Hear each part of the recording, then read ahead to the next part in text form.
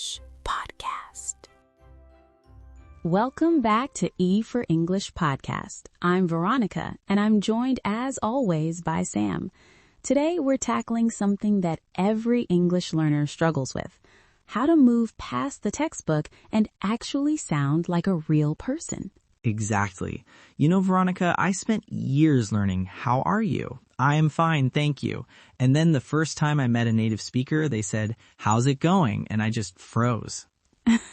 It's the classic trap. Today, we're breaking down the most common words and phrases that act as the social glue of English. Let's start with greetings. Sam, how do you use how's it going differently than how are you? Well, how's it going feels much more casual. It's not just asking about me, it's asking about my life, my work, my day. Right. And a pro tip for our listeners, you don't always have to give a long answer. A simple good thanks or not bad is perfect. Now, what about when you see someone after months or years? Oh, that's a favorite. Long time no see. It's a bit informal, but it's so warm. It immediately acknowledges that time has passed. It does.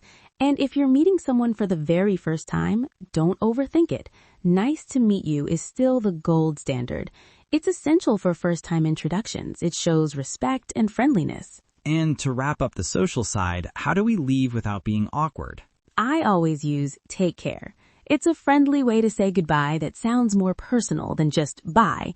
It says I value your well-being. Okay, Veronica, let's pivot. One of the scariest things for a learner is when they don't understand what's happening in a conversation. It's a huge psychological barrier. People are afraid to look like they aren't smart enough. But honestly, native speakers ask for clarification all the time. My go-to is, could you repeat that? It's polite and direct. Perfect. But what if they repeat it and you still don't get a specific word? That's when I use, what do you mean by, for example, if someone says, this project is a piece of cake, I can ask, what do you mean by a piece of cake? Exactly. You're asking for a definition. Now, if the entire concept is confusing, you should use, I'm not following. This is such a sophisticated phrase. It tells the other person that you are listening intently, but the logic isn't clicking yet. It sounds much better than saying, I don't understand, doesn't it? It feels like we're in it together. It does. And if you're the one explaining something, Sam, what should you ask to make sure I'm with you? I'd ask, does that make sense? It's a way of checking in without sounding like I'm testing you. Let's talk about opinions. You know I love the regional flavors of English. Have you heard people using I reckon lately? Yes, mostly in British or Australian movies. It just means I think or I believe, right? Exactly. I reckon it's going to rain. It's a bit more informal and adds a nice personality to your speech. Now, what about when you don't 100% agree with someone, but you see their point? That's a tough one. Use fair enough. It's a powerful phrase. It means I understand your logic and I accept it, even if I might have a different opinion. It ends the argument peacefully. I love that. And on the flip side, if I totally agree and want to join in on a plan, then you say, I'm down for that. It's very casual.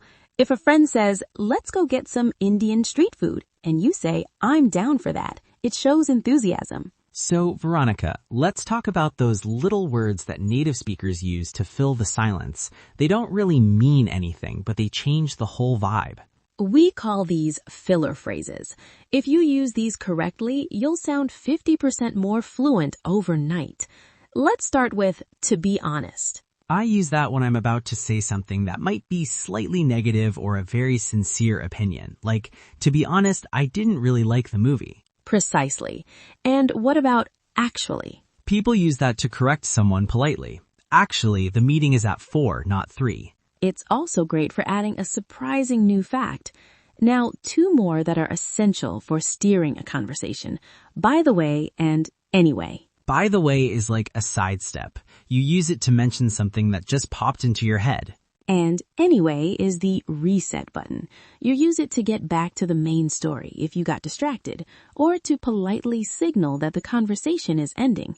Anyway, I should probably get going. This has been such a helpful list. I feel like these aren't just words, they're tools for building relationships. That's the perfect way to put it, Sam.